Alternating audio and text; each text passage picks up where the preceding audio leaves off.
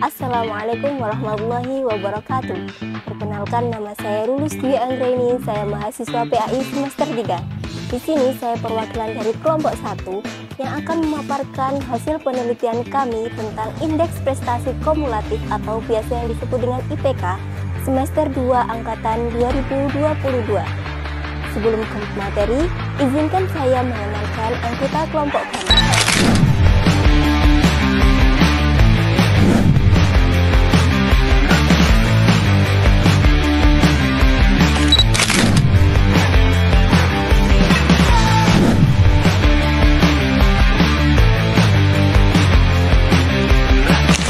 Tujuan pembuatan video ini yaitu untuk memenuhi tugas UAS mata kuliah Statistik Dasar yang diampu oleh Ibu Dian Kusuma Wardani, Magister Sains.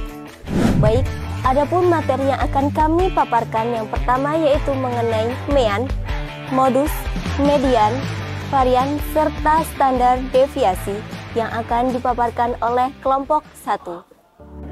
Pertama, masuk kepada statistik dasar. Statistik dasar di sini ada 4. Yang pertama yaitu mean, yang kedua yaitu median, yang ketiga modus, dan yang keempat yaitu standar deviasi. Yang pertama yaitu mean atau nilai rata-rata. Nilai rata-rata itu adalah jumlah seluruh data dibagi dengan jumlah banyaknya data. Jumlah seluruh data itu ada 761,47 dibagi 212. Hasilnya adalah 3,59. Yang kedua yaitu median atau nilai tengah. Di sini nilai tengah ada 3,65. Yang ketiga yaitu modus atau nilai yang sering muncul. Di sini kami menemukan modus atau nilai yang sering muncul itu ada 2. Yang pertama yaitu 3,67 dan yang kedua yaitu 3,70 muncul sebanyak 15 kali pada data tersebut. Selanjutnya yaitu standar deviasi. Standar deviasi adalah persebaran data pada suatu sampel untuk melihat seberapa jauh atau dekat nilai data dengan rata-ratanya. Sebelum kita menemukan standar deviasi, kita harus menentukan dulu varians terlebih dahulu. Rumus varians adalah S pangkat 2 sama dengan N sigma I sama dengan 1, buka kurung X1 dikurangi X bar, tutup kurung pangkat 2, dibagi N-1. Di sini, saya sudah menemukan varians dari data tersebut. S2 sama dengan 30,42 per 211, sama dengan 0,14. Rumus standar deviasi itu hampir sama dengan varians, cuma berbeda pada akarnya saja. Jadi standar deviasi itu akar 14 sama dengan 0,37. Jadi sudah kita temukan bahwa standar deviasi dari data tersebut adalah 0,37. Selanjutnya kita akan menentukan ukuran sampel yang akan disampaikan oleh kelompok yang berikutnya. Pembahasan kali ini kita akan membahas tentang populasi dan sampel. Yang pertama yaitu metode. Untuk menentukan populasi, kami di sini sudah mengumpulkan data IPK semester 2 mahasiswa PAI Unwaha. Dari pengumpulan data tersebut dapat diketahui jumlah seluruh mahasiswa PAI semester 3 berjumlah 212 mahasiswa. Dalam menentukan sampel, di sini kami menggunakan rumus ISAK dengan kesalahan sebesar 10%. Alasan kita mengambil tingkat kesalahan maksimal yaitu dapat ditolerir pada penelitian ilmu sosial. Dalam pengambilan sampel kali ini, kita mengambil rumus ISAK dengan tingkat kesalahan 10%. Adapun rumus ISAK adalah S sama dengan C kuadrat dikali N dikali P dikali Q per D kuadrat buka kurung M dikurangi 1 tutup kurung ditambah C kuadrat dikali P dikali Q. Diketahui S adalah jumlah sampel, C kuadrat yang harganya tergantung derajat kebebasan dan tingkat kesalahan. Untuk kebebasan 1 dan kesalahan 5%, harga C kuadrat adalah 3,841. Harga C kuadrat untuk kesalahan 1% adalah 6,634 dan untuk 10% adalah 2,706. N adalah jumlah populasi, P adalah peluang benar yaitu 0,5, Q adalah peluang salah yaitu 0,5, dan yang terakhir D, perbedaan antara rata-rata sampel dengan rata-rata populasi. Perbedaannya adalah 0,01, 0,05, dan 0,10. Karena di sini kita menggunakan tingkat kesalahan sebesar 10%, maka rata-ratanya kita juga menggunakan 0,10. Selanjutnya masuk ke contoh soal. Dalam suatu kegiatan penelitian, populasi mahasiswa Unwal HPAI sebesar 212 mahasiswa. Dari beberapa pertimbangan, peneliti akhirnya kemudian memutuskan untuk mengambil sampel dari populasi tersebut dengan menggunakan rumus Ishak dengan tingkat kesalahan sebesar 10%.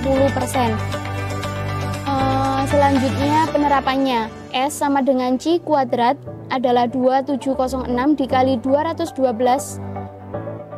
dikali 0,5 dikali 0,5 per 0,10 kuadrat dikali 212 dikurangi 1 ditambah 2,706 dikali 0,5 dikali 0,5. Hasilnya adalah 143,418 per 2,7865. Lalu hasilnya adalah 51,46 dan hasil akhir setelah dibulatkan adalah 51. Pembahasan yang ketiga yaitu menentukan teknik sampling yang akan dijelaskan oleh kelompok berikut. Diketahui dari materi sebelumnya bahwasanya kita akan mengambil sampel sejumlah 51 orang. Dan dalam teknik pengambilan sampel sendiri terdiri dari dua macam, yaitu probability sampling dan juga non-probability sampling. Non-probability sampling sendiri terdiri dari proporsi sampling, accidental sampling, kuota sampling, saturation sampling, dan juga snowball sampling. Dan untuk probability sampling sendiri terdiri simple random sampling, stratified random sampling, cluster sampling, dan juga systematic random sampling. Untuk teknik pengambilan sampel sendiri kami akan menggunakan dua macam teknik, yaitu dengan cluster random sampling dan juga simple random sampling.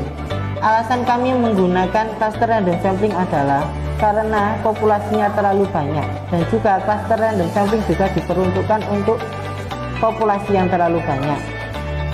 Rumus dari cluster random sampling sendiri adalah populasi target dibagi dengan total populasi dikali dengan jumlah sampel yang akan diambil. Begitu. Dan teknik random sampling sendiri kami gunakan dengan alasan apa? Karena setiap kelas atau setiap sampel berhak dijadikan sebuah sampel, jadi tidak membedakan sampel-sampel yang ada di setiap populasi. Adapun materi yang terakhir yaitu pengujian normalitas data yang akan disampaikan oleh kelompok berikut. Nah, sekarang kita akan membahas tentang materi 4, yaitu tentang uji normalitas data. Uji normalitas data adalah sebuah uji yang dilakukan dengan tujuan untuk menilai sebaran data pada kelompok data atau variabel. Apakah data tersebut dinyatakan normal atau tidak? Nah, kali ini kita akan memaparkan uji normalitas data dengan metode C kuadrat.